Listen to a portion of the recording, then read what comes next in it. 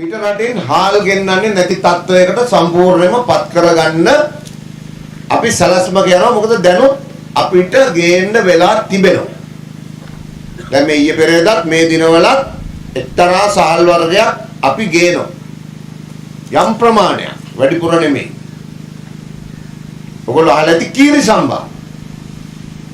කීරි සම්බාම අපිට ගේන්න බෑ. කීරි සම්බා වලට කිට්ටු එකක් අපි මේ දවස්වල යම් ප්‍රමාණයක් ගේනවා. මොකද විශාල වශයෙන් මිල ඉහළ ගිහිල්ලා නිසා පාරිභෝගිකයට ඒවා මිලදී ගන්න ටිකක් අමාරුයි. ඒවා ගොඩාක් ඕන වෙන්නේ හෝටල් වලට, උත්සව අවස්ථාවලට වගේ තමයි ගොඩක් අවශ්‍ය වෙන්නේ. ඒකට හේතුව වෙලා තියෙන්නේ අපේ රටේ ගොවි ජනතාව මේ වෙනකොට කීරි සම්බා වගා කරන ප්‍රමාණය මදි. වගා කරන ප්‍රමාණය මදි. එහෙම ප්‍රශ්නයක් තියෙනවා. දැන් මේ පැත්තේ මොනවද වැඩිපුර වගා කරන්නේ කියලා මම දන්නේ නැහැ. ඔයගොල්ලෝ තමයි දන්නේ. නාඩු තමයි රටේ ජනතාවගේ 80ක් 90ක් විතර ආහාරයට ගන්නෙ. ඒක පහුගිය කාලේ ලැබිච්ච මිලත් හොඳයි.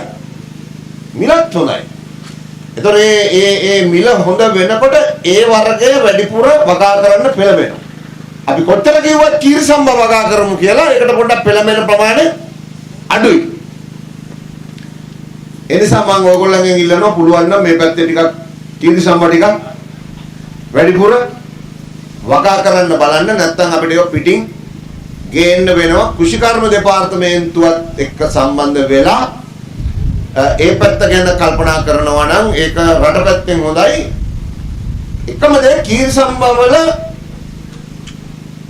අක්කරයකින් ගන්න පුළුවන් අස්වැන්න නාඩු වලින් ගන්න ප්‍රමාණයට වඩා අඩුයි. ඒ තමයි ප්‍රශ්නේ තියෙන්නේ. නමුත් ඒකට වැඩි මිලක් හම්බ වෙනවා. නාඩු වලට වඩා වැඩි මිලක් කීරි සම්බා වලට හම්බ වෙනවා.